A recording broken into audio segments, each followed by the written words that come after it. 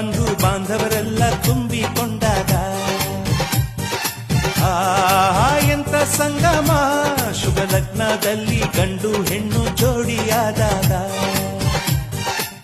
ಶಾಸ್ತ್ರೋತ್ತರ ಕಲ್ಯಾಣ ಏನ್ ಚಂದ ಕೇಳಣ್ಣ ಭೂಮಿಗೆ ಸ್ವರ್ಗಾನ ತಂದಂತೆ ನೋಡಣ್ಣ ಮನ ಬಂದ ಹಾಗೆ ಮಾಡಲು ಮದುವೆ ವ್ಯಾಪಾರ ಅಲ್ಲಣ್ಣ ಎಂತ ಸಂಭ್ರಮ ಮನೆ ತುಂಬ ಬಂಧು ಬಾಂಧವ